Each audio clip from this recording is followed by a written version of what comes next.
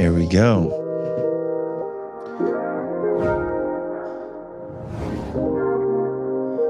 Boom. We are here. We're getting ready. I love this new intro music.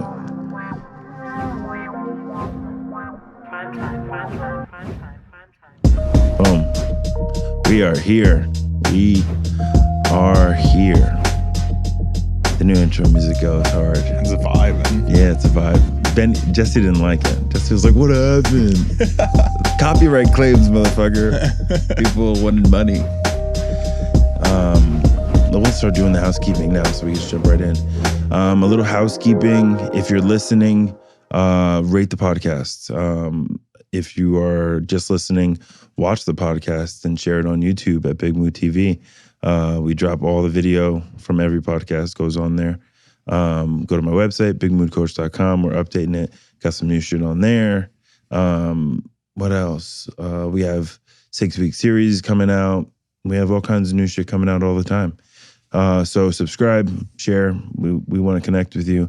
So today we have an interesting story of a person who I've seen on the periphery. It's very interesting that we have never gotten close because we fuck with the same people. And we have just tight mutual people. But I've only heard little pieces of your story, and you have one of the most, from what I know, one of the more profound stories and interesting stories. And I talk about it on here all the time. We want everybody represented. And, you have a story that needs to be represented. So we have James LaRusso on. How you doing, buddy? I'm good, man. Thank you for having me, brother. Yeah, dude. And I know it's going to be fire. So what we're going to do is let you flow. Tell your story, let it guide you, be free. You're not bound by anything. People want to know you. I want to know you. So be free, man. Cool. Well, Thank you, man. Thank you for the intro. So I don't know. I mean, we kind of met in like you said, a pretty tight circle, which we've been running around in here in San Diego for a while. I currently live in Arizona, from the Midwest originally. And, kind of found myself out here early on. I mean, I think I moved to LA when I was like 18 or 19, but it bounced around a lot, man. I mean, I was like one of the kids. I grew up really normal ass family. You know what I mean? Like that's the crazy, I think that's the craziest part about my story is like great mom. I had a stepdad, great stepdad. My dad, great man, probably wasn't ready to have a kid when he had a kid. It wasn't around all the time that I wanted him there. But like, aside from like the emotional, I don't even want to call it abuse, right? Emotional unavailability of my dad, totally normal childhood, kind of spoiled, only child. Mine's the same way. Yeah, middle class family. I'm the only one in my family like that, my super normal life. Yeah, it's and everybody's like, "What the hell is he talking about? What is his life? What happened in his life?" But my upbringing was super normal. I lost my grandparents when I was super young. They're super tight with my grandparents. They were like the rock and the glue of the family. And my grandma passed away really quick. And then my grandfather passed away, I don't know, about 10 years after her, so when I was 13.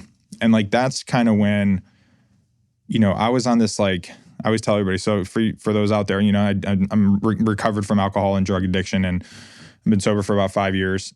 But at that point in time, that's when things kind of started taking off for me, dude, because it was only child, didn't have anybody around my age, around me. All my friends were older than me and then I was hanging out with adults, and so when it came to exploring, that was the easiest way to explore, was connecting with people, going to the party, getting a rack of beer. I had a beard when I was 14 or 15. So I was the dude. You have a fantastic beard. Oh, thanks, man. I was the dude, Yeah. But yeah, man, it was that was my way of connecting. And so it started when I was young and then grandma passed away. So it was that sucked, and then my dad kind of fucked off. Well, I kind of told him to fuck off when I was 13 or 14 because I had enough, So all through high school, it just kind of progressed from drinking to socialize to drinking to escape to smoking marijuana constantly to finding cocaine and finding pills and mixing these things together, And dude, it got wild there. In high school, I mean, shit, my best friend, my running mate, his dad passed away from alcoholism when we were sophomores or juniors in high school. Mm-hmm. And I think we just we were kind of running with our people down this straight line and me and my homie just went skirt and we were off in our own crazy world, dude. And I mean, I remember we had this neighbor. He was like the cliche, like, I've been in 17 car accidents. I got 14 different doctors and 30 scripts of different opiates. Oh, yeah. And he used to like sell. I mean, we were in high school and he was like in his 40s. He was like a assistant coach on the football team for like the Pee Wee team that we played for when we were kids. And he's like slanging pills to us and shit, dude. So like me and my friend, that's kind of when I learned how to hustle, you know, and like I was just being a little old, rug rat, I guess you can say, like a little shithead. I didn't know what the fuck I was doing. So me and my buddy, we started using those. And then like the other neighbor moved in from Florida and he's like, hey man, you know where I can get Oxycontin? And I was like, actually I do. And so we'd go to the one neighbor's house and grab 10 of them and then walk over there and sell them at 200, 300% what we bought them for. Yeah. And that's how I learned how to hustle, man. And so all this time's going on and like my relationship with my parents, I'm just like, I'm butting heads at typical shit. So at 17, I bounced. And from there, man, it got rough, And so my idea was like, fuck you guys. I can live a life better than my own. This naive kid. I move out and I moved to Florida and started living with I kind of bounced around town for a little bit, but I ended up moving in with my cousin in Florida. And one of the fun parts about my story, other than addiction, is kind of what happened to really grow my addiction. Because at this point, I'm addicted, right? It's not social shit anymore. But I moved to live with my cousin. I tried to get a normal job down there. And it's funny that I cut myself shaving today, telling this story. For those who are watching the video, there's a little mark there. Okay. Don't worry. But what happened, dude, I went and got a job. I'm 18, mind you. I got like a little 5 o'clock shadow, get a job as a waiter at a restaurant. I go in. Dude's like, you can't have facial hair here, dude. You got to shave. It's like this bougie ass restaurant in Fort Lauderdale on the beach.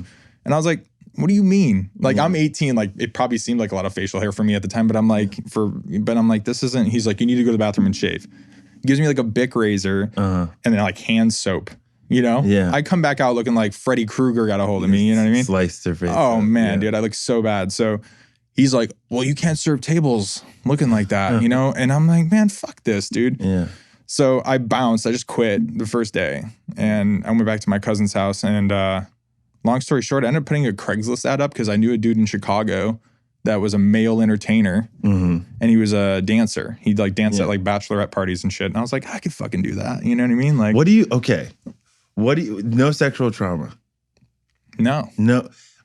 Any questions about your sexuality early? No. So what makes you think I can be a dancer? I just thought like, because I knew him. I actually think if memory serves me correctly, dude, my brain's fucking fried. But if memory serves me correctly, at one point I did something when I was like newly 18 I think I went to like a party that he did. And I was like, he was like getting hella attention and like making money. And like, I think I might have even like jumped up when I was fucked up and danced and like some like chicks were throwing dollars at me. I was like, sick, I could do this. Yeah. So I just had it in my mind. Plus I was like on an ego trip, dude. Yeah. I moved away from home. Just being wild. Just fucking being wild. Yeah. And I'm fucking, I'm also drinking and smoking and doing all this crazy shit every day. So like, I just kind of had this like, I had an inflated ego, but I put this ad up and somebody responds to it like in the first day.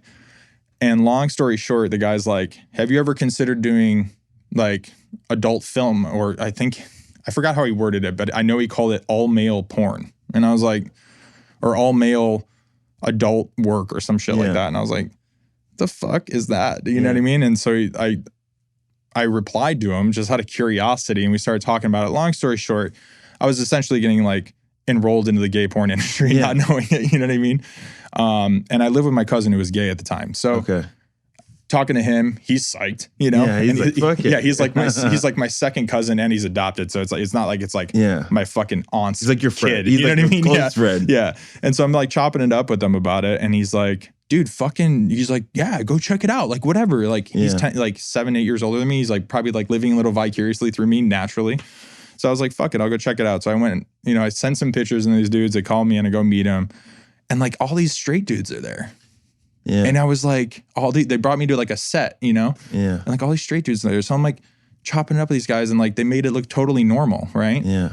And so I could talk for 17 hours about this, but to kind of fast forward. No, talk about it. Cause dude, I'll just say, and I spoke about it on a podcast I did a few weeks ago. I have, sexual trauma, gay sexual trauma, and I've had hella gay experiences just in experimentation, not like having sex with dudes, but just like gay, kids being gay. I mean, I did that shit, dude. I like jerked off with homies.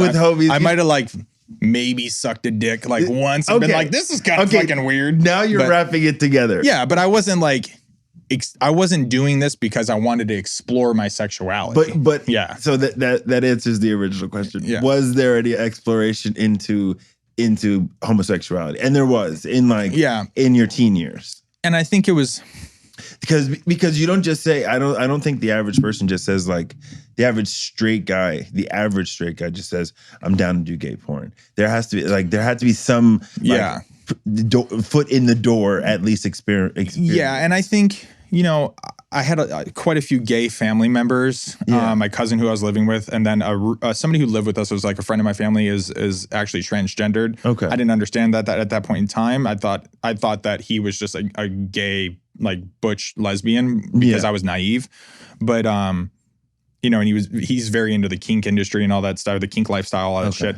So it was kind of normalized. So it wasn't taboo. It wasn't taboo, gotcha. But it was definitely, I was not like, oh, I want to do that. Yeah. You know what I mean? It was kind of like, I was hella fucking nervous. I was hella out of my fucking comfort zone. And on top of that, like, it was just bizarre. And that's kind of going back to that set that I met the guys, they like normalized it. Yeah. There's like hella straight dudes. This one guy was like, yeah, I'm fucking married. I got a kid, and they're all like, the one dude's like showing me pictures of his wife. His like wife's like gorgeous. I'm like, so this is normal? Yeah. Like he's like, oh yeah, I know a bunch of straight guys in the industry, all this stuff. Interesting, man. So I guess like in that moment, I kind of just was like, I guess this is something that I can do. But it was also like a cash injection type of deal, right? Yeah. So it pays well. Yeah. Well, so then they, they're like, hey, think about it. Like, let us know. And I was like, all right. So I thought about it with my cousin, chopped it up, with him and a couple of friends or whatever. Probably not. Probably just him and like a friend. I don't think I shared it with many people until later because I was very secretive about it in the beginning. And I made the decision to go back and meet him again. So then they start telling me like numbers, right? They're like, we'll give you $1,500 to jerk off in a solo. Yeah. And then $2,500 or some shit like that to do a one-on-one with the dude. And I was like, 18. I'm like, $4,000. Yeah. Dude. I would take 4 G's right now. Yeah. I need 4 G's right now. You know what I'm saying? And I was just like, fuck, dude. So like, I thought about it and like I was and the guys were super nice. They weren't being pervy or anything like that. It was. Do you think there's a difference in the LGBT porn industry as opposed to the female porn industry? Do you think like the women are more treated shittier? They're more treated shittier. Do you think the women are treated shittier than the men in the porn industry? It's an interesting question. And I can't speak on what I don't know, right? Because I don't know what I don't know. But my experience, I know from people that I'm super close to, is significantly different than other people's experiences, right? Because what ended up happening over the next 10 fucking years, which this developed into a career. Yeah, yeah. Unbeknownst to me, a lot of people have different, it's like exploration but then there's people coming with like really fucking gnarly sexual trauma and like addictions before they come in. And this just like gives them a platform to feed their addiction. It gives them a platform to normalize what happened to them in some sick way that they're not even probably present to. Who doesn't, you know what I mean? It's like, people are coming in and shooting scenes like, oh no, daddy, like blah, blah, blah, like the stepdad scenes and the uncle scenes. And like a lot of these people suffered some sort of like sexual trauma in the past where I'm like, this is not fucking healthy. You know what I'm saying? But there's some weird shit. There's a lot of fucked up agents that like pimp out their girls on the straight end, but there's fucked up shit that happens on the gay side too. I think it's just honestly like the reality situation is like with men, and this is, I'm not trying to be sexist or anything like that, but like when men are managing women, there's like this manipulation factor. Naturally. I've talked about it on here before. There's a natural predator-prey thing that happens. Yeah. And then you got the male directors and the male producers and the male cameramen and the male light guys. And then all shitting on these women, potentially. Well, yeah. And let's be real. Like, in the gay industry, it's kind of the same thing. Like there's a bunch of guys running the show and gay men are, well, for the most part, gay men are performing. Yeah. But two men interacting sexually, you have that testosterone sexual, sex drive.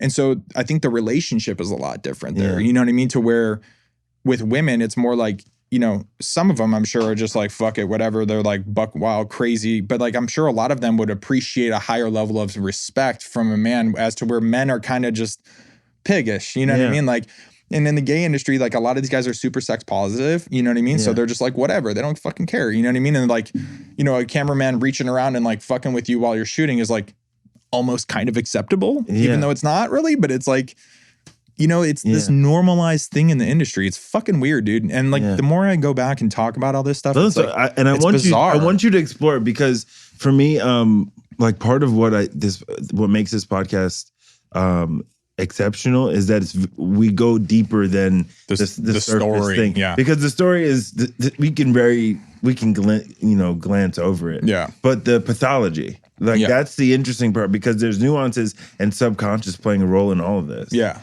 That I'd love to get into as you feel comfortable. Oh, dude, I'm an open book, man.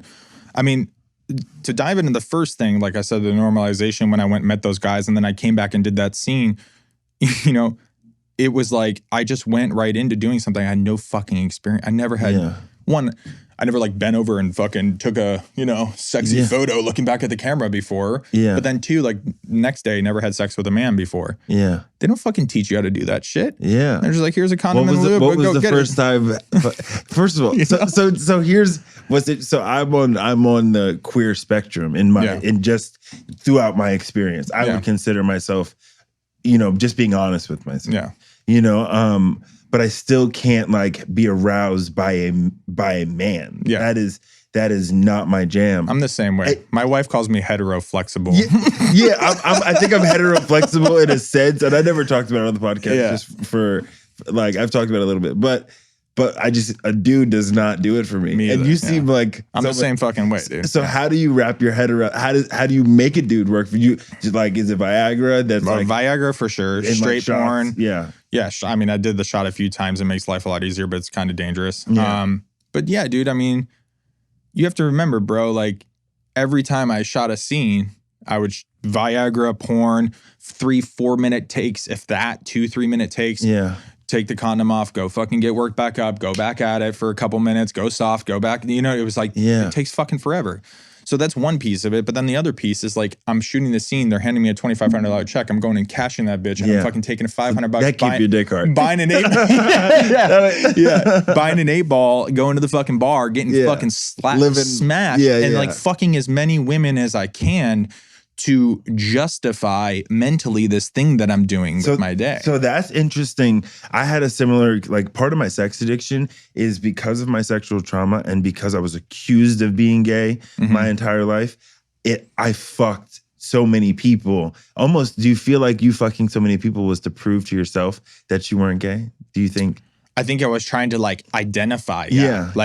I think I was trying to, like, even if I didn't go home and have sex with like my girl or like some chick I met or whatever, like I'd go home and like watch straight porn and jerk off. Yeah. To like reset. Yeah. It's so interesting. Which is fucking crazy. But, I'm also crazy. I'm a drug addict, right? So like in my brain, like that just made sense to me, right? Yeah.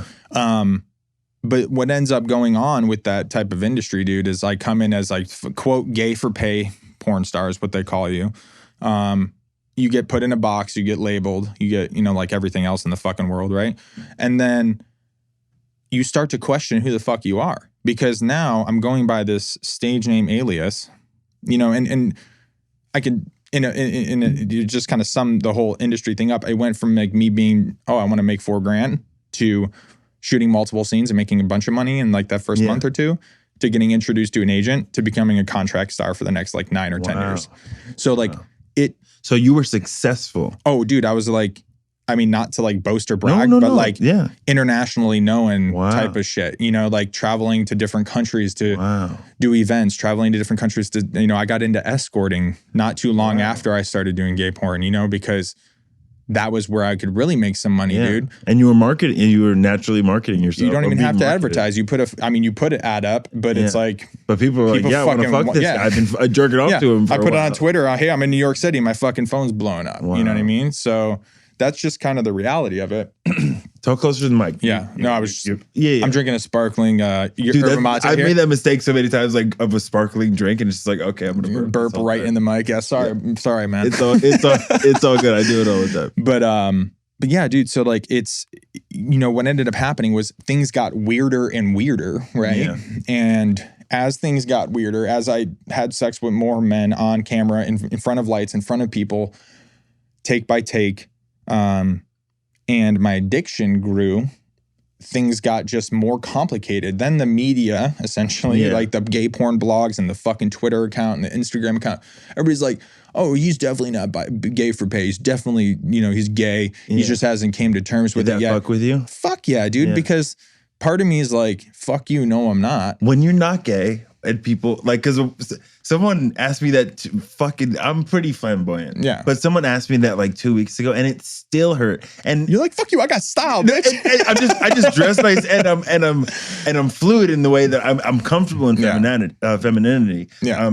I could have said that slower. I'm comfortable in that, so like I can joke around in that sense, but it still hurts to that people are still ask me that. Yeah. So did it hurt you to ask that people questioned your sexuality? Yeah, I would say it hurt, but it didn't hurt as much as it just fucking pissed me off. Yeah. And it was like, for a while, I was like, maybe I have to say that I'm bisexual because maybe like, maybe that will make people feel better. But then you get these very outspoken, people in the community that follow gay porn really closely. And they're just like they want to dog you for that too. You know what I mean? I don't even know where they're coming from. And it would be a judgment if I said something. But the reality is, it's just like, can you not just fucking accept me for who I am? Yeah. But the thing that I've really come to terms with, and a big part of why I'm so adamant about sharing my story, and I can come on here and talk about this, and I'm really setting up plans to really take this to another level in my life. He has a podcast dropping in January, so we're going to get into it. Yeah, so the reason is because nobody's pulled the curtain back on what actually goes on. Yeah. It's not, like it still blows my mind. Like the AVNs don't really have anything to do with the gay porn industry, but like you see these people go to the AVNs, which for those who don't know, is like the Adult Video Network, like awards in Las Vegas. It's like, millions of people. Yeah. It's like these fucking people fly from across the world to come meet the person they jerk off to, dude. It's like, what the fuck is wrong with you? Yeah. And it's crazy because I get it, but it's also like, you don't know who that person is. Yeah. Like no bullshit. I created a whole story. Oh, fuck. When I was a teenager, there was this porn star who I would like almost get jealous. I was like, I want to date her. Like, yeah. And I was a kid. I had like a crush on a porn star. You know, like, and you create a whole story about this person who is just performing, probably doesn't even like what she's doing, really, like if you think about it. But we create these stories for these people. Yeah. And that's that's part of the danger of pornography, is that it creates this, you're living in an illusion, an illusion of what sex actually is, because you're married. Married sex is fucking, sometimes you're not even having sex. I don't know about your sex life, but sometimes we're not even having sex. That's not like, sometimes not even a part of it. But porn is such a departure from what real sex actually is. So it's super dangerous, but keep going. Yeah. And I hear what you're saying, and I agree entirely. And I think the obsession with it to that level, to fly across the country, to see this person that you masturbate to. Yes, interesting. Whether you stalk them on Google and you know their real name or not, you have no fucking idea who that person is. Yeah. And even if they're very open about who they are in their life off camera, 90% of your attention is driven to their Pornhub or whatever it is. It's not who they are. Yeah. I had friends, dude, no bullshit, for 8 years that called me Tommy. That's not even my real fucking name, dude. Yeah.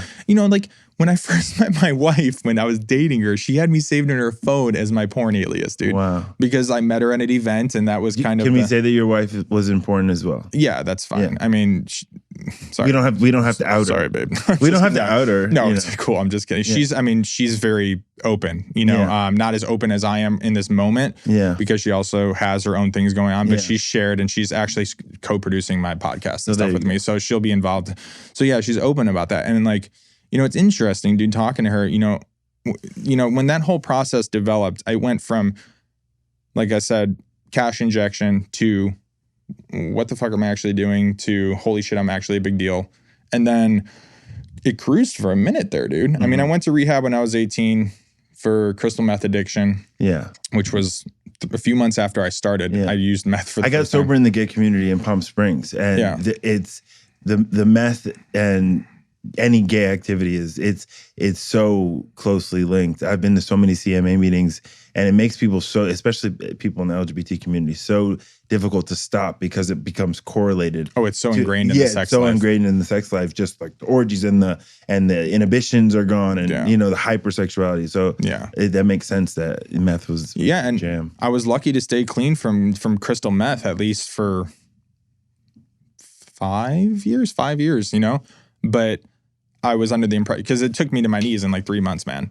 And so I went to treatment. I mean, this is shortly after I started porn. I smoked meth at like one of my first gay porn events. Yeah. And then, like a gay porn gathering kind of like event, like AVN, but not AVN. Like it's called Gay Days in Orlando. So like partied there for the first time. And then it just like, I just hit the ground fucking running, and I burned fast. But I went to rehab when I was 18. And then so when I got sober from meth, I was able to really actually like get back into doing what I was doing and manage, because it was easier for me to manage drinking and cocaine and ecstasy on the weekends and smoking pot. It was just easier. Yeah. And for 5 years I did it, and it got dirty and rough there for a little bit, but I was able to really build a big career for myself, and I had a lot of lucky breaks, a good agent, contracts, high level escorting, the bizarre paradox of my addiction was, and my escorting was like, I had the millionaire clients in Beverly Hills, and then I had the I need a sack, dude. So I went to a Super 8 motel for $200 too, just depending on where I was at. Wow. So a lot of weird shit happened, and I grew. You good? Yeah, I'm just breathing. I told you I got to breathe away from the mic. I'm gonna take a big. I'm gonna have to start doing that, because I could hear myself. He's probably like, oh, he's gonna take it out, but like, I've just learned to do that. So what ended up happening, dude, like I said, is it got like, I blew up, and then, what goes up must come down. Yeah. And with that addiction and with that ego does not mix well with addiction.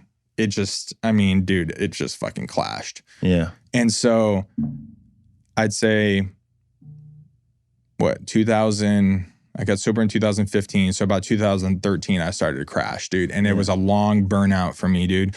And it sucked because, like, there's always that part in us. I don't care how fucking, like, whoever you are, whether it's addiction or whatever you're dealing with, there's always this part of us that, like, wants what we truly want, like that what we desire.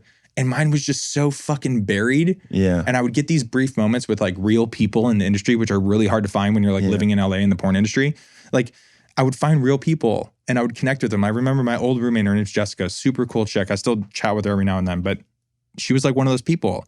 She'd come over to my house. She didn't give a fuck about porn.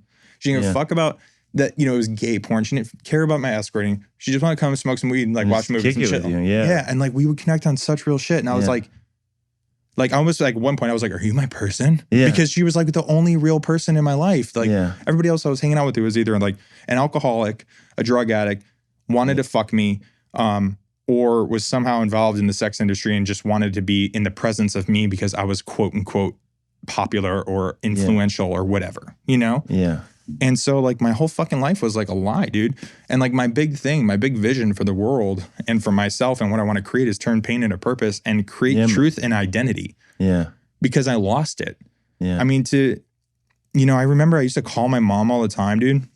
My mom was super supportive. I know she was like restless nights and shit, but she was always there for me. Yeah. And I think, honestly, dude, I used to call her and just dump. Yeah. Like, me too. everything It's on so, her, dude. It's so dope. We're so lucky to have moms like that who just Dude. never give up on you. A lot of Yeah. people don't have that, you know. I still I don't do it so much anymore because I just have way better support.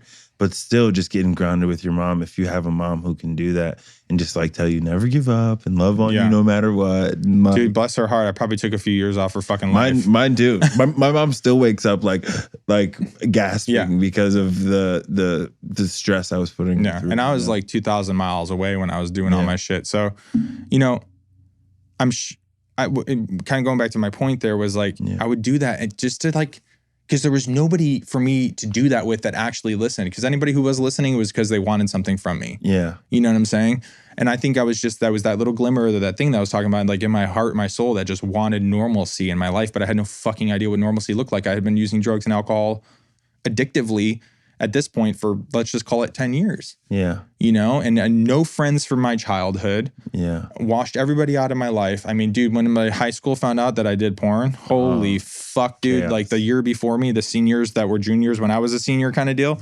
Oh my God, dude. Yeah. They're playing my shit, you know, what the fuck are those things called? Not pirates. Torrents, yeah. Or like whatever, there was like those funnels that you could use like in, you know, to go access sites you're not supposed to. Like people started doing that and like, I was just getting messages like ruin your reputation. Oh, ex-girlfriend, like, oh yeah, we dated in high school. Now you're a fucking faggot and you have HIV and all this stuff. And I'm like, you literally have no fucking idea who I am. Yeah. And at this point, I'm super ingrained in the gay porn or the gay industry out of my childhood with family, and now all of my friends are gay. So she's like derogatory about the gay community, saying, you know, assuming that I have like HIV or AIDS because I'm involved with that. Yeah. And it's just like ignorance. Dude, fuck you. So I just kind of like shielded everybody off from my childhood, minus like one or two people. And then, you know, I just lived in this bubble, you know, and the bubble fucking collapsed, dude. And so I think the craziest part about my story is that I didn't understand my story and like the profound nature of it until like the last year or two. So we can talk about that. Like, did you do porn into your recovery? No. So why I ended up getting sober, dude, like where shit really hit the fucking fan for me was in June. I got sober October 2015. In June 2000. Birthday. Congratulations. Yeah, thank you. Sir. Thank you, brother. In June of 2015, I went to go shoot my last scenes. I had 3 scenes in New York and 1 scene in like Massachusetts on a farm somewhere, like this big movie, like multiple scenes in the movie. So we had it all set up. And I had been, since New Year's, kind of trying to get sober on and off. And I went out there and I was doing pretty all right.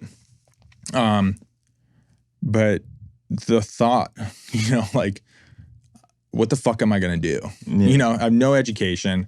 I'm addicted to drugs and alcohol. I've been doing porn for 8 years. Like, I don't even have a resume. Like, I worked at a fucking 7-Eleven, dog. Like, I got nothing, you know? Like, what do I do, you know? I didn't want to, like, all these other people, they get out of porn, they go into the porn industry or the production aspect. Yeah. I'm like, fuck that, you know? Like, I don't want anything to do with this shit. And it's not because I hate them or it. It just was not a conducive environment for me anymore in my life. Like, it didn't align with your values at that point. And at that point, I did start getting resentful, you know, like, I'm fucking human. So I was, like, pretty rude about a lot of it. Yeah. But, you know, I was tired, dude. Yeah. And so, long story short, like I went to New York, didn't sleep a blink the whole week. Yeah. Partied my ass off, was like high on set, all this crazy shit. And like, long story short, I just kind of hit a mark where like, I thought I was going to kind of die. Yeah. You know, like I was having a full-fledged panic attack, thought I was going to die. Yeah. And, I went and shot my last scene. And I got on a plane, I came home, and like, I think from that point, I did some marijuana maintenance for like a few months. Yeah. With maybe like 1 slip or 2 slips. One I remember vividly. But aside from that, dude, it was just, that's the crazy thing about my story is like those last 4 months, it wasn't like, you know, some people like get in a fucking DUI car accident or they end up in the hospital or jail or whatever. Yeah. I'd done all that shit already. Yeah. It was those last 4 months, I was so emotionally bankrupt and spiritually bankrupt and fucking miserable. I just remember sitting there like, and I would just start bawling. Yeah. And I was just like, someone fucking save me, please. Because I can't save myself, dude. You know, and I just got to this point where I was just like, I don't know what to fucking do. And for the first time earnestly in my life, I asked for help in like wanted it. Yeah. Not like help me because I can't deal with all the consequences of the shit that I'm doing. Yeah. Like I truly just wanted somebody to fucking help me. Yeah. And that's when like this woman that I'm now engaged to, I mean, we're technically married, not in the eyes of the state, but we had a Burning Man ceremony. So my wife, you know, we were dating at the time, and like she just stepped in, dude, and like fucking brought me to treatment. No bullshit. Took $7,000 out of her savings account and walked to fucking treatment. It was like, I didn't have insurance, you know. There's no, for those of you guys out here who don't know, porn stars don't have a fucking union. There's no 401k. There's no insurance. You know. Yeah. So she fucking brought me over there, dude, and paid 7 G's. Like, and you know, bless her fucking heart, dude. And there's a liquor store for anybody who lives in LA. Cry Help is the name of the facility. Awesome facility. And Circus Liquors on the corner. Yeah. And she fucking walked over there. Got you a bottle. No. Because that would have been some real ride or die shit. Yeah, my meth dealer lived like a half mile down the road. I thought about it many times when I was in treatment. But no, she went to go pay, and they're like, oh, we don't take cash. And she's like, well, I'm like, what the fuck am I going to do? Yeah. So she fucking went to the liquor store and got 14 $500 money orders because that's the max that they would give her, and paid, you know, whatever fee on 14 of them. Wow. And walked back over and was like, here you go, put them fucking money orders down. See you in 30 days. Like, take care of this dude. And like, you know, it was choppy for us. You know, I don't know if she really wanted to be with me. I think she really just wanted me to get help. And like, you know, one thing led to the next, and we ended up working shit out. But dude, like, I'm so fucking grateful for that, because she's like my fucking guardian angel. Yeah. You know what I mean? And it's amazing how, like, my partner's a normie. I don't know if your partner is a normie, but when I say normie, she just doesn't do drugs, or it's not. And it's amazing because, and I've asked friends, like, why do so many addicts find nice girls? Addict men find nice girls. And, you know, my friend, you know her too, she said, because we're nice. Mm-hmm. Because we're nice people, you know, and we have such a distortion in our thinking and our experience that makes us feel like we're bad people or not lovable. But really we're the nicest people I know are people in our community who've experienced so we end up with these my partner's my guardian angel too. Never give up on me, just like ride or die with me no matter what.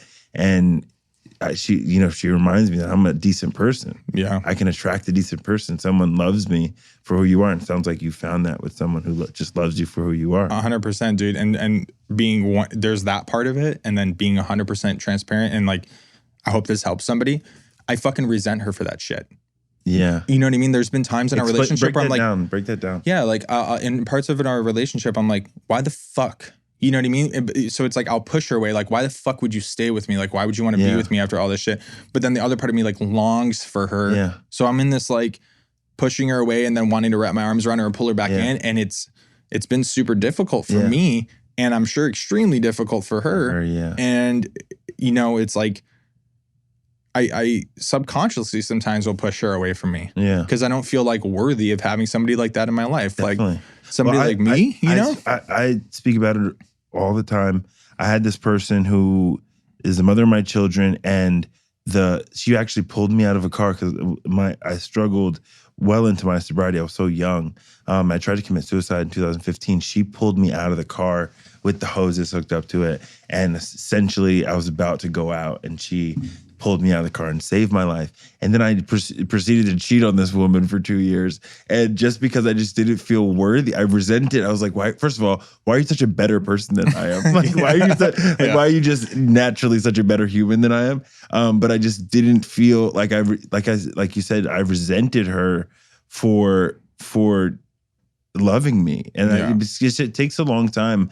I think something that we don't really talk about in our community is that it takes a long time to actually feel truly lovable. Oh, you know, for sure, dude. Because we get so used to hating ourselves. Yeah, and a lot of people in the community say like, you know, let us love you till you learn how to love yourself and stuff like that. I'm like, fuck you. Yeah. You know what I mean? All that stuff is the longer I'm sober, all that annoying shit that you hear people say, we say because it's true. Yeah. It's because people no matter I caused wreckage in my first years, man. When I tell you, I was too young. And I had no values. You know, like I was a street kid. I was a slut, like not even a player. Like a player has some sort of power in it. Yeah. I was just slutty. And, people just said, keep coming back. And have you tried meditating? And they just didn't judge me, and they're still there, and they raised me essentially. The nicest people I've ever met, you know. Yeah. So it's like they say, we're gonna love you till you love yourself. It's true, and they just wait for that miracle to happen. Yeah, and dude, I mean, the bottom line with me learning how to love myself was like I had to learn how to fucking forgive myself. Yeah, and that's the hardest thing I've ever done in my life, dude. So hard. I mean, when you do the shit, I mean, dude, like. We didn't dive into too many like war stories. Yeah, but we like, don't have to. Yeah, but like real shit. Like some of the shit I've done, some of the shit that was done to me is one thing. Some of the shit I've done to other people. I mean, I've never like fucking murdered anybody or like sexually assaulted anybody. But dude, I used to go to like see a client that liked to party and like get them too fucked up. Yeah. So they were too fucked up to do shit with me, and then hang out for 6 hours and be like, "All right, time to pay up, gotta go." You know, or like, I knew how to manipulate tweakers, dude. Yeah. You know, I'd go see a client when I was escorting or something and bring, like the laptop. I'll be like, hey, let's find somebody else to bring over. And then the tweaker's like on the computer for fucking 4 hours and I'm getting paid for all that time. I just used to rob people, dude. I was a lie, a cheat, a thief. Like, I didn't give a fuck. I didn't give a fuck about you. I give a fuck about getting paid and getting mine. Me too. I was in total consumer mentality. Yeah. And so, like, I think that's a big part of it too, is like knowing I was such a taker. Yeah. And then having somebody like my wife in my life who's gives so much, I'm just like, are you fucking stupid? Yeah. Like, what do you know who you're giving to? Yeah. It's but wild, man. The more time that goes on, dude, like now I'm able to contribute in my relationship and give to her on a whole new level and bring her into doing shit like the podcast, and like all these big things I'm doing in my life.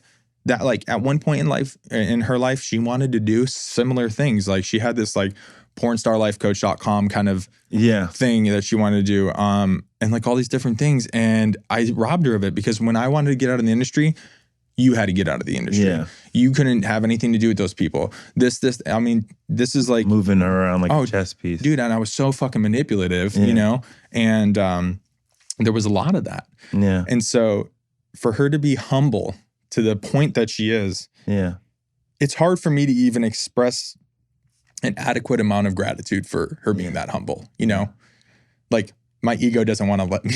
Yeah. You know what I mean? Yeah. But yeah, dude, I mean, I'm just super blessed to have people like that in my life. Dude. So they say, someone told me first year you get your life back. By year 5, you get your brains back. You've heard that before? Yeah. And I supposedly at 10, your head pops out your ass is what I think I've heard. I've heard that one too. But it's fucking true. And you said you've only started to perceive things about your story and about your life that only started making sense in your like 4 going into 5th year. Yeah. That was where my transition was too. Yeah. Yeah. And the recovery life and the spiritual life started to make sense to me.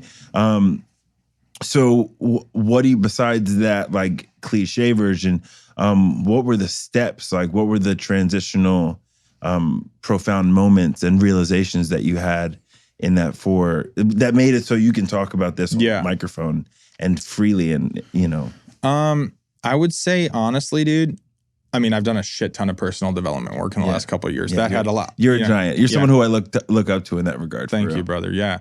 But really what I think it was, like I've helped other people get sober, which has been super rad. And I love it. And I still do that. But I think it was helping somebody outside of just sobriety and seeing that like I have the ability. Yeah. Like I'm capable of facilitating transformation and change in people's lives for the better, regardless if they are a drug addict or not, or an alcoholic, or if they were in the sex industry. Like I've helped people make really big things happen in their life just through being vulnerable with my story. And then, and my experience and the tools that I've used to shift the things that go on. Right. Yeah. I think that's really between 4 and 5 in the last year or so is really, really what started to generate that inspiration for myself to be on a bigger platform. Yeah. Because before that, I was just like, I've been spared.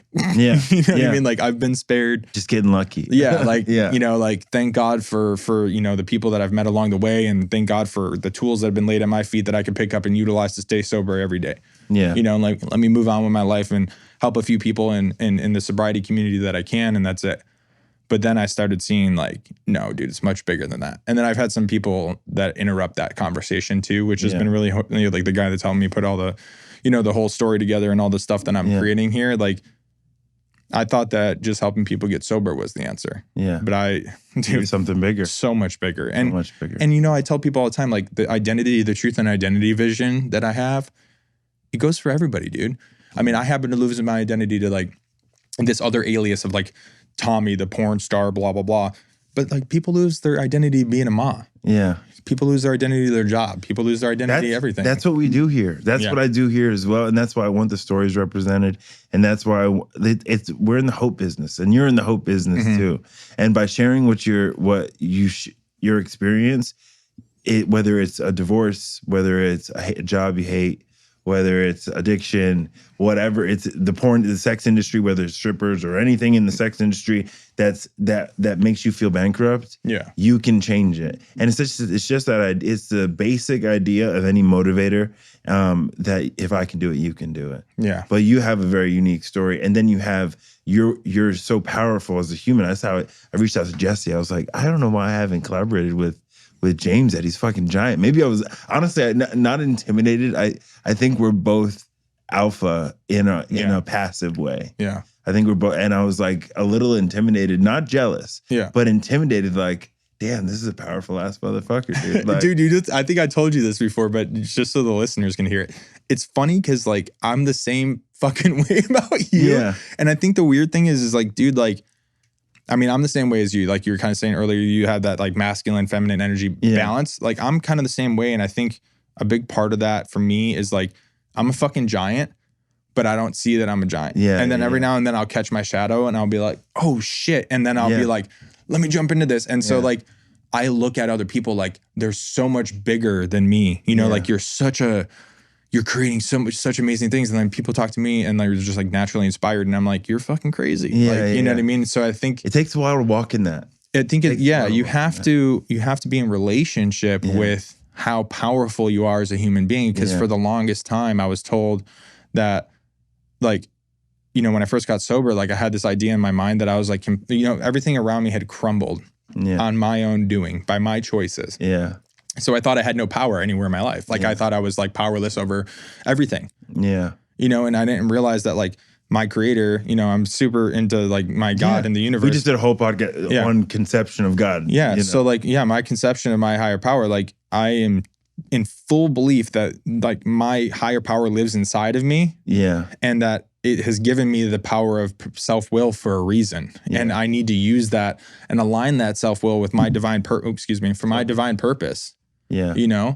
And by aligning my will with the will of my what my divine purpose is, by the guidance of my higher power, by my God, is that I get to create magical things in the world. Yeah.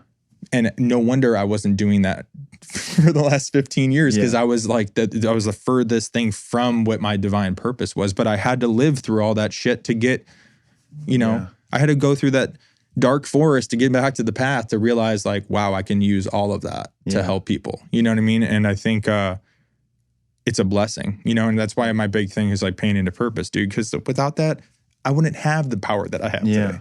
Yeah. It's a superpower. And, people ask me how I stay stoked on life. Because I wake up, I said it on a couple weeks ago, I wake up hard dick, ready to fucking go in life. Like every day I wake up like ready to fucking go. And there's days where I'm a little more groggy than others, but by 7 a.m. I'm ready to hustle. And like by 9 a.m. I'm ready to get here and be a personality. Yeah. And what keeps me able to do that is just staying grateful and remembering that you and I come from darkness, the darkness. Oh yeah. But when you come from the darkness, it's like, the fact that we just even get to do the things that we get to do, for me, you get to raise children and for you get to be married and be a committed husband and, successful member of your community and like transform people. Like like it's easy to stay stoked on life when you can look at the perspective. I think we're lucky that we have that perspective, because a normal person can live with passive suffering forever. We just don't have the bandwidth to live like that. Well, and dude, the other thing kind of going off what you're saying is like, like I have such a high threshold for pain. Yeah. So if I don't stay in that, I could be on the flip of that for a long fucking time too, dude. And it'll take me, I can be like, oh, well, it's not that bad. Yeah. Like, I'll tell you that threshold changes the longer you stay sober. Yeah, I bet. It changes because like I'm very like discomfort I'm okay with in the sense of like I still feel like out of place and I still like want to be liked and I still have that discomfort. But in regards to like spiritual pain, in regards to like, you know, causing harm, I just immediately, if I cause any kind of harm, there's an action to follow because I'm just not going to sit in it anymore. I just don't have like, and especially in my recovery, my first 4 years, I caused so much harm and was in so much pain, and my threshold was just I can hate myself for a long time, and then I'm like, the longer I'm here, I'm like, okay, no. It's like, what are the actions? What are the next steps? Who do I have to make amends to? Like, what's the next indicated thing that's going to make me not feel this way? And it's usually a spiritual option, to be honest. Well, dude, I think it's really about like, for me, what I've identified is like, if I'm striving to be comfortable, like it's time to get like it's time to switch shit up. Like, I mean, even being here right now, dude. Yeah. Like, I know we were talking about like times to be on the air and like when we can do this. And like, I was telling my wife, I was like, man, like part of me just wants to fucking stay at home this weekend. Like, cause I live in Phoenix and we're in San Diego, right? So I'll give some context here. But like, you know, I was like, well, I could go make a weekend out of it, hang out with my boys, and then go over there and podcast. Like, that's cool. And then we're looking at times, and I was like, man, that means I'm not going to leave there till like this time. I won't get home till like, and then I lose an hour going home, and I'm going to get home till 2 a.m. And I'm like, dude, I'm fucking blessed to go do this. Yeah, could I do it on Zoom? Yeah, totally. We could have done it on Zoom. But fuck that, dude. Like, this is what I'm jumping into in my own life. You're about to do this. So it's very, I think it would behoove you to not do it with somebody else who knows how to do it and like to practice. And honestly, I can tell immediately in a podcast when it's going to be good. And this is great. This is a perfect kind of podcast. It's very conversational and it's, you know, poignant and you know, so I'm happy you came down. I really appreciate you coming down, because this is a story that I wanted to hear for a long time, as long as I've known you. Oh, and we could do a part 2, dude. There's so much shit that I mean, well, no, let's go into what you're creating, and we'll finish up with that. Let's go into what you're creating, because you know we don't need a part 2. Let's plug your shit. So and I'll do everything I can to plug yours on every platform. I appreciate that, man. So what I'm doing right now, I'm kind of in a 3-step kind of thing. First 2 steps, podcast and book. My long-term vision is to be a big stage speaker. Like, I love coaching. I love one-on-one coaching. So I definitely want to build a platform so people can hear my story and they can identify with me, like what it is that like I can support them with, right? Like I want to get my story out there. And if it helps people, awesome. If it doesn't, I'm sure it'll be fucking entertaining. You know what I mean? Yeah. The other part of it is, you know, like I want to make sure people know that like I'm here and I'm available for you. Like, you're not alone in what you've gone through. So the podcast is kind of the first part of that. And then I think the book, which is what I'm excited, but I'm kind of like more anxious about than the podcast, because this is natural for me, right? Yeah. The book is not. Like, that shit is just, people have been telling me for 5, 6, 7, 8 years, oh, you should write a book. I'm like, fuck you. You just want you just want me to give you the deets on like my craziness. Yeah. But now I see that like I can change lives through writing a book, right? And so I'm really excited about that portion, but I'm a little anxious, like I said. But dude, I see this like opportunity to like pull the curtain back on, and it's not I'm not an anti-porn activist. You know what I mean? Like, this is not like, I'm 100% like pro-sex work. Pro-sex work. I'm very sex positive. Like, I'm for all that shit. You know, I'm just not for people going into it or being into it without the tools that they need to stay fucking sane. Yeah. And to recover from anything that may come about, you know? Yeah. So that's really the importance here. Is like, this isn't just for people in porn or people in addiction. It's for everybody. Yeah. It can be entertaining. It could be motivation or inspiration, if that's the thing you believe in. I believe in, you know, that you can get that, but it doesn't last. You know what I mean? And the other part is just for the sake of like a platform for people to listen to, like, this is what the fuck goes on in the world. Yeah. Yeah. You know, like, nobody knows like what happens when I'm not on set.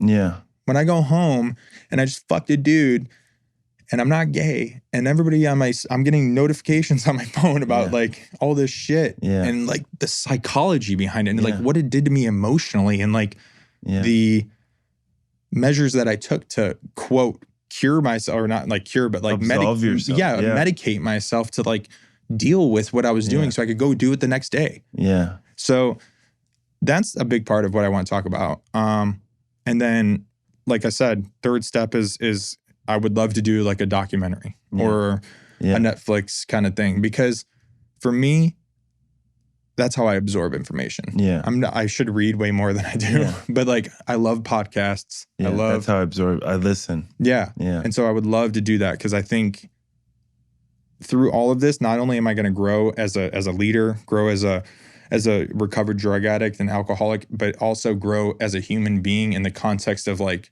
this is what I'm capable of doing in my life. Yeah. And so my message is, if you saw my life 5 years ago, and I was just driving Lyft and Uber because I had nothing else to do and I was newly sober with like, 30 days. Yeah. You can fucking do anything you want, man. Like, and maybe you don't even know what the thing that you want to do is right now, and that's okay, dude. And I just want to open that up to people. So podcast, book, Netflix or some shit, and I want to be on big stages just fucking, giving realness to dreams, bro. Yeah. We have the same we have the same I told my my partner, by next year I want to only be podcasting and public speaking and doing interventions. That's all I want to be doing by 2022. Is because that's what I love to do, and Sharon, it's the hope business. It's the hope business. Like, you can make it. People can make it, man. And I feel like and I know, especially now, there's so much desperation of people who don't believe they can make it. And I remember, when it clicked to me, and I still am kind of walking in it right now, where it's like, I can do anything, man. And even if whether anybody's watching or not, I can fucking do anything I want to. And when you see your name on the spine of a book, you're gonna be like, "Fuck, I can do whatever I want." Man.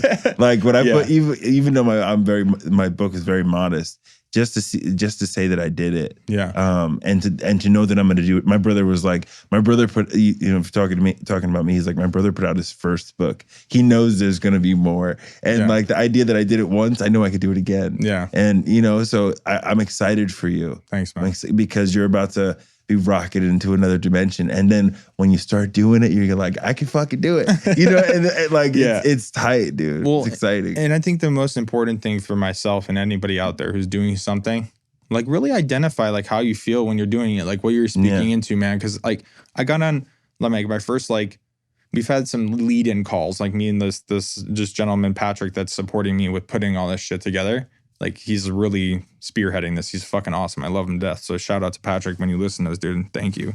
But like, I go to work every day and I love what I do. Right now I work in, sales. I support people that are entrepreneurs and getting the tools that they need to like build their online business, which is rewarding, right? I love it, but it doesn't fill me up. Yeah.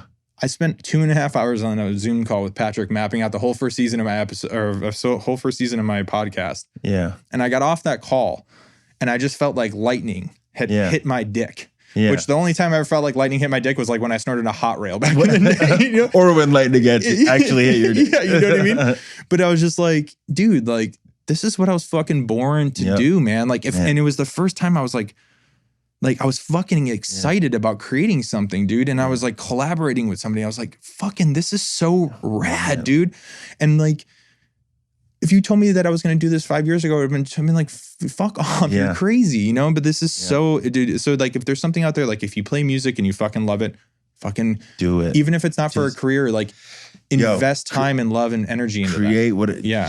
It's the best time in the history of the world to just create and do what you want to do. Yeah. And everybody who says, how do you start a podcast? Because I think you asked me, like, what do a little bit about what to do. And, 20 people have hit me up in the last 2 years, and just do it. It's the fucking internet, dude. Do whatever you want. Google that shit, dude. No, Google it. Like, no, I'll tell you every step of the way what to do, and just do it because it's the fucking internet, and create. Yeah. And it feels, and And then I've gotten to the point where I'm at in my life where, and I'm so blessed. And like you said, when you look back at your life and when you start doing things that you couldn't even imagine you're doing, it's to just wake up and do what you want to do every day. Yeah. Man, I want that for everybody, dude. Well, and it's easier to wake up at 4, 5, 6 o'clock in the morning. Ready to go. Yeah, like sometimes, like my desk is in the office, and it's not like I hate my job or the people I work with. I love them to death, but it's like some days I wake up and it's like my first call's at 9, I get up at like 8, and I'm just like, man, fuck this, dude. And it's not because I'm like resentful. You're living somebody else's dream. Exactly, dude. And it's not like I want to help them. It's a great company. They're like new, all that stuff, but it's just like, this isn't me, like this isn't what, and like I get those little sparks of joy throughout the day that are nice, but like the other 80% of it, I'm just like, man, I can't wait to be done with this for the day so I can go do something I really truly love to do. So like I love that like you're at that space that you built yourself up to that point, because that's, like having the platform, the listeners and the audience is like the goal. But I think the goal, But I think just it doesn't matter if nobody's listening to the music that you're creating or seeing the paintings that you're drawing. Do it for the love of the game, man. Exactly, dude. And when you do it for the love of the game and you keep doing it, people will, like I tell people will reach out and be like, your shit is fire. And I'll be like, I'm just waiting to get on. But I don't do it for the listeners. I do it because I love what I do. And if you continue to do things like that for the love of the game, people will see that. Yeah. People will see that like nobody's watching, but he's still fucking putting it out. Yeah. Like he loves it. And that resonates more than just being popping for clout. Yeah. That popping for clout shit, that dies off. Yeah. That's the stuff that we learn. That surface bullshit, that doesn't last. That's an engine that doesn't last forever. Yeah. But when you're doing things for the purpose and you're doing things for the love of the game, you can go anywhere. You can get anywhere you want to. So let's wrap up. But do you have a name for your podcast? I do. You're not ready to drop it? I don't think I'm ready to drop it yet. I don't. It's fucking out. I'm trying to think if I should. Fuck it. Yeah, I'll just drop it. No, I'm not going to drop it because I haven't gotten the business legality shit down yet. So keep your eyes peeled, and I'll drop it soon. So I will keep everybody updated on James's podcast and anything we can do to support you, man. I appreciate you, dude. You can come back on when it drops, and I would love that. Share the audience, and my listeners will listen to yours and share it all around. Do you have anything you want to plug? Anything you want to plug now? Like social? Oh yeah, just start building that. I mean, you can check me out on Instagram. It's I am LaRusso. Right now, it's just a bunch of stupid memes and inspirational quotes, and just realness from me. But IAM and then LARUSSO on Instagram. Check that out. But aside from that, man, I'm just like doing my thing over here and just growing, and I'm just super stoked for what's to come, dude. And I'll tell you the one thing that I'm really stoked about is collaborating with my wife and her being a part of it. We've done a few things together. We produced a music festival like 3 years ago. And like, I've never been as connected with my wife as I was in those moments. So it's, if you're out there in your relationship, like find something that you and your partner love to do together. That's not in the house, or if it is in the house, like, I know a lot of fitness couples and this and that. Like, just have something that you guys can collab on, dude, because it's super cool. And like, I love like bouncing ideas off of her. So I'm really grateful for that, Yeah, man. You're lucky, man. You're a lucky man. I am definitely overpaid in blessings, dude. You live a good life. For sure. All right, man. Let's wrap it up. I appreciate you, dude. Thank you for coming on. We're gonna have you on again when you're ready to get up and popping. Cool, man. Thank you, brother. All right, yeah. Peace.